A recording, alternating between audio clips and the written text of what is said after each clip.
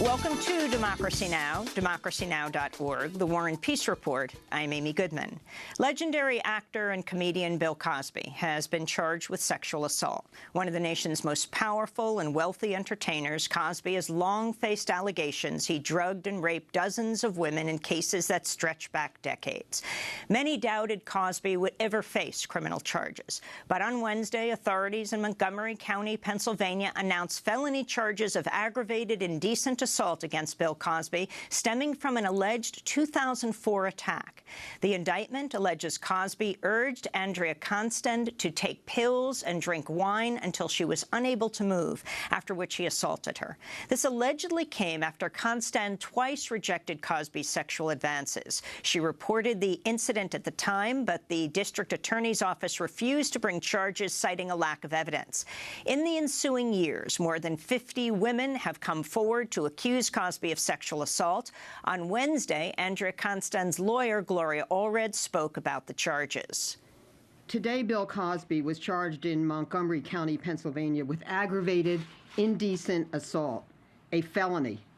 For many of my 29 clients who allege that they are victims of Bill Cosby, seeing him criminally charged and having to face a trial is the best Christmas present that they have ever received. Bill Cosby has been released on $1 million bail. Floodwaters continue to rise in Missouri, where officials warn the swollen rivers could overflow federal levees. Hundreds of families are evacuating communities around the fast-rising Merrimack River. The Mississippi River has also surged to near-record levels. It's expected to reach nearly 13 feet above flood stage in St. Louis today. In the last week, flooding across Missouri, Illinois, Arkansas, and Oklahoma has killed at least 24 people. A spate of Islamophobic incidents continues nationwide. In Las Vegas, police are investigating a possible hate crime in which a man wrapped bacon around the handles of a mosque before Sunday morning prayer. In New York, an Israeli man has been charged with a hate crime after he allegedly accosted 4 Pakistani Americans in Brooklyn, brandishing a pistol and screaming, "I want to see the blood of Muslims," in the street. Meanwhile, in Fresno, California, an elderly sick man was hit by a truck, then beaten in the street by 2 men Saturday. The attack left 68-year-old Amrik Singh Baal with a broken collarbone. Police say he may have been mistaken for a Muslim, as has happened in other violence against Sikhs nationwide.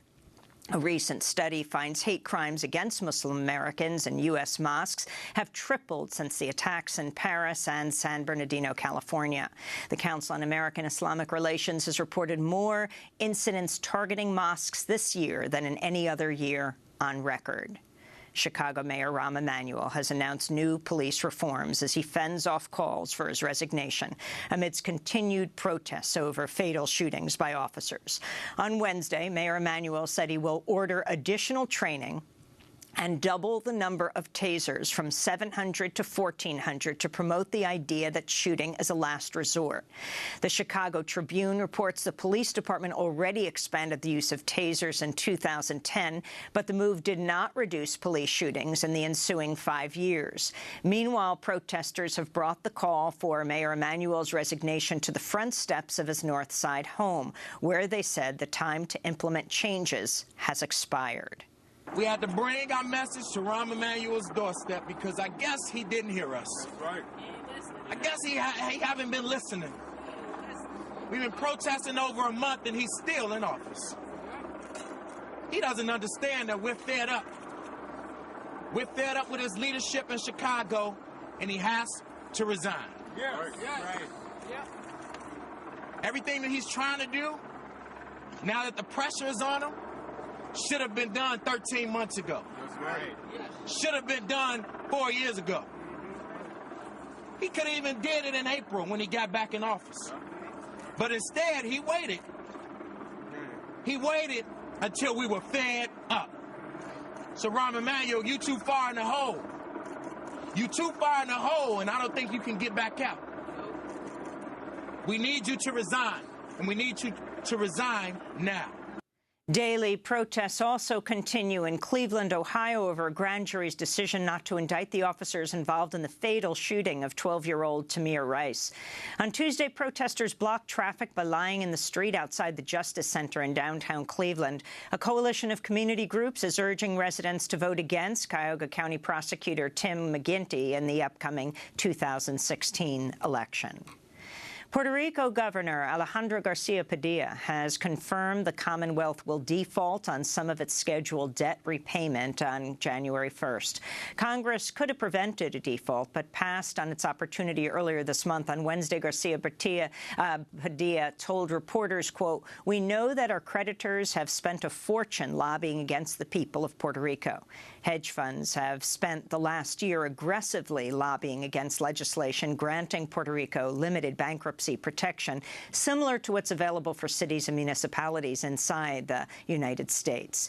To hear Democracy Now! Co-host Juan Gonzalez's recent speech about how Puerto Rico's debt crisis is tied to the Commonwealth's legacy of U.S. colonialism, you can go to our website at democracynow.org. In Bangladesh, 2 students have been sentenced to death for the murder of a secular blogger. In February 2013, Ahmed Rajib Haider was hacked to death by people wielding machetes. His death was the first in a string of targeted killings of secular bloggers. Prosecutors say the students were radicalized by extremist Islamic clerics. On Thursday, a judge sentenced the 2 students and 5 others in connection with the murder. In Turkey, residents of the southeastern town of Gizre are protesting the lack of water, food and electricity as a 2-week government crackdown continues. Gizre is one of the more than dozen towns under mandatory curfew for over 2 weeks. The Turkish government says it's carrying out a massive military operation to target members of the Kurdistan Workers' Party, known as the PKK. At least 10,000 Turkish troops backed by tanks have been deployed, but local residents say the military offensive has led to the repression of Kurds at large, displacing an estimated 200,000 people, resulting in civilian casualties, including the recent death of a 5-year-old boy and a 3-month-old girl. In Gizre, shopkeeper Ramazan Simsek spoke out. The country is in a bad place right now. As a tradesman and a citizen, we suffer from electricity being cut off, the water being cut off. Everyone, especially kids, are mentally not healthy. They can't go to school. They're spending so much time without education. The community is miserable right now. In Michigan, the head of the Department of Environmental Quality has resigned amidst continued fallout over the dangerously high levels of lead in Flint's drinking water. Last year, the city's unelected emergency manager, who was appointed by Governor Rick Snyder, switched the city's water source from the Detroit system to the long-polluted Flint River in an attempt to save money. 2 weeks ago, Flint's mayor declared a state of emergency after a study found the proportion of children under 5 in Flint with elevated lead levels in their blood nearly doubled following the switch. On Tuesday, Environmental Quality Department head Dan Wyant resigned amidst the revelations. Michigan state officials were aware the water had dangerously high levels of lead, but continued to tell residents the water was safe. Governor Snyder apologized to Flint residents, but many residents say the apology does not go far enough. Thousands have taken to social media calling for Snyder's arrest. Michigan activists are planning to hold a tribunal on Flint water poisoning and the continued shutoffs of drinking water in Detroit in the coming weeks. And on the Lakota Pine Ridge Indian Reservation, hundreds of Lakotas and supporters arrived on horseback at the gravesite at Wounded Knee to mark the massacre's 125-year anniversary. On December 29, 1890, the U.S. Army killed as many as 300 Oglala Lakota Indians, including many women and children.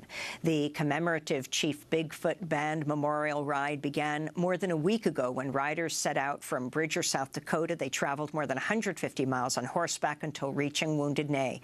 The site is remembered as not only for the 1890 massacre, but also for the historic 1973 occupation in which members of the American Indian movement occupied Wounded Knee to demand their treaty rights. In this clip from the 71-day occupation, Oglala Lakota activist Russell Means spoke to reporters about the U.S. government's disregard for their treaty rights.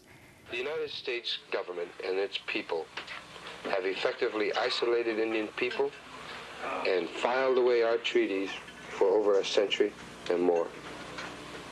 Consequently, the United States government neither has any explanation if they massacre us based on our treaty rights, and they haven't any answers for us if they negotiate it over our treaty rights.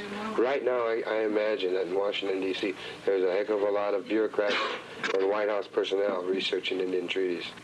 Now, until those treaty questions are resolved, you're going to have many more wounded knees.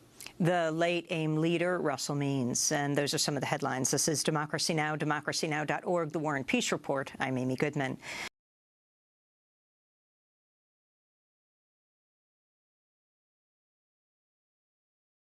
Hi, I'm Amy Goodman. I want to thank you for tuning in to Democracy Now! We are so grateful to our fans and followers for being a part of the daily conversation. By choosing a news source that's committed to the truth, you're carrying the message of independent media, reaching hundreds of thousands of people every day. In these times of war and elections, we need a media not sponsored by corporations that profit from war, but a media that's truly independent, funded by you. Democracy Now! Is not paid for by the weapons manufacturers, the insurance industry, or the oil, gas, coal, or nuclear companies. We don't take advertising or corporate underwriting dollars. That means we rely on your donations to make our daily independent news hour possible. We need your support today to keep bringing you the hard-hitting, in-depth reporting you've come to expect 5 days a week. Visit democracynow.org, or you can call 888-999-3877. That's 888-999-3877 to make your holiday gift to Democracy Now! Today. Thanks so much for sharing Democracy Now! Stories all year long.